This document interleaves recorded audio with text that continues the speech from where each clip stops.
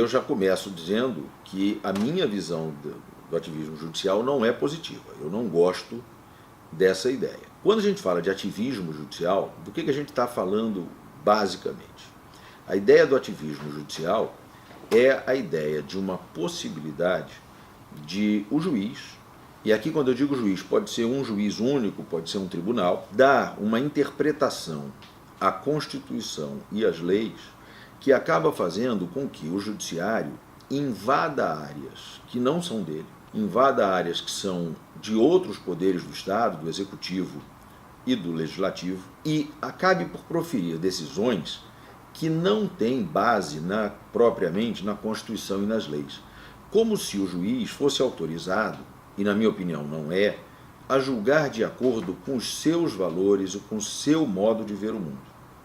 Então, a gente acaba tendo aí um fenômeno que muita gente chama de decisionismo. Quer dizer, o juiz vai decidir do jeito que ele acha que deve ser a solução do caso. E a grande questão aqui é que o juiz não é alguém que tenha recebido da sociedade legitimidade para fazer isso. Então, o juiz tem que ter como um ponto de partida a Constituição e as leis. É claro que ele interpreta a Constituição, ele interpreta a lei, mas ele precisa respeitar o que está no texto. Como dizem alguns estudiosos, a gente tem que deixar o texto falar para a gente. Então, quando a gente pega o texto da Constituição, quando a gente pega o texto da lei, por mais que se tenha que interpretar esse texto para ele ser aplicado no caso concreto, a gente não pode fugir de limites que o próprio texto estabelece. Senão a lei acaba virando uma sugestão. E a lei não pode ser, numa democracia, uma sugestão de como se resolvem os casos. Por exemplo, a gente tem uma lei, e eu vou inventar um exemplo. Imagina que a gente tivesse uma lei que dissesse que nos planos de saúde as pessoas têm obrigatoriamente que cumprir uma carência de 30 dias para poder fazer exame de sangue. Aí a pessoa contratou o plano de saúde ontem e hoje o médico diz que ela tem que fazer um exame de sangue. Bom, se a lei diz que ela tem que esperar 30 dias de carência e ela só contratou o plano de saúde ontem, se ela for hoje lá fazer o exame de sangue, a operadora do plano de saúde não vai autorizar e não vai autorizar com base na lei. Aí ela entra no judiciário. O que o juiz tem que dizer? O juiz tem que dizer, olha só, não tem 30 dias, você ainda está no plano de carência, sinto muito, espere o tempo que falta para completar os 30 dias. Isso é decidir com base na lei. O juiz não pode olhar para um caso desse e dizer assim, não, mas eu não acho justo. Eu acho que não devia ter essa carência, então eu vou determinar que a operadora do plano de saúde pague o exame. Se ele faz isso, ele está usando a lei como uma mera sugestão com a qual ele não concordou. E ele está julgando o caso com base na visão de mundo dele, com base no senso pessoal de justiça dele.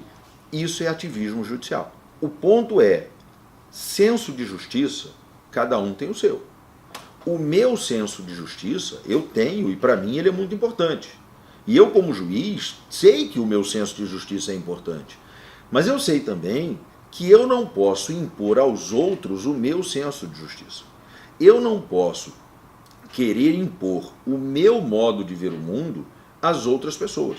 O meu modo de ver o mundo é importante para mim, mas ele não pode ser imposto a ninguém, porque eu não tenho legitimidade para isso.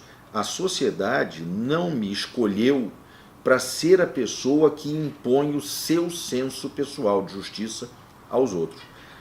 O juiz não pode ser um tirano, não pode ser um ditador, não pode ser alguém que autoritariamente decide do jeito que ele acha certo. Numa democracia, o legislativo faz a lei, o juiz interpreta e aplica a lei que o legislativo fez. O juiz só pode deixar de aplicar a lei nos casos em que essa lei seja incompatível com a Constituição. A Constituição está acima da lei e o juiz faz o que se chama de controle de constitucionalidade. Então o juiz pode dizer, essa lei é inconstitucional, tem que justificar, tem que explicar por que ela é inconstitucional, e se ela é inconstitucional, o juiz não a aplica. Não porque ele não queira aplicá-la, mas porque ele não pode aplicá-la.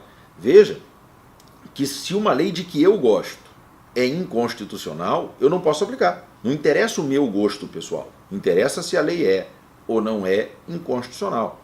Então eu só posso deixar de aplicar a lei se ela contraria a Constituição. E a Constituição, por sua vez, eu sempre tenho que aplicar. Eu não posso dizer não gostei da Constituição, não acho boa a solução dada pela Constituição. Alguém poderia dizer assim, mas a Constituição é antiga, ela é de 1988, então agora que nós estamos em 2018, já se passaram 30 anos da Constituição, o mundo mudou, não é mais daquele jeito e a Constituição nesse ponto não foi alterada. Sim, mas não é o juiz quem tem legitimidade democrática para alterar a Constituição. Existem mecanismos para modificar a Constituição e esses mecanismos passam pelo Congresso Nacional, que pode aprovar emendas à Constituição. O juiz não tem esse poder, o juiz não tem essa possibilidade de alterar a Constituição segundo as suas preferências pessoais. Então, por essas razões é que eu sou realmente contrário a essa ideia de ativismo judicial, né? E, portanto, contrário a qualquer tipo de decisionismo ou de decisões arbitrárias. Na linguagem do direito a gente chama de decisões discricionárias, mas falando numa linguagem mais simples, decisões arbitrárias, decisões que têm como fundamento, única e exclusivamente, o modo como o juiz vê o mundo. Uma aula praticamente sobre ativismo judicial. Se gostou, manda para amigo, se não gostou, manda para o inimigo, curta o canal e se inscreva. Tchau, tchau.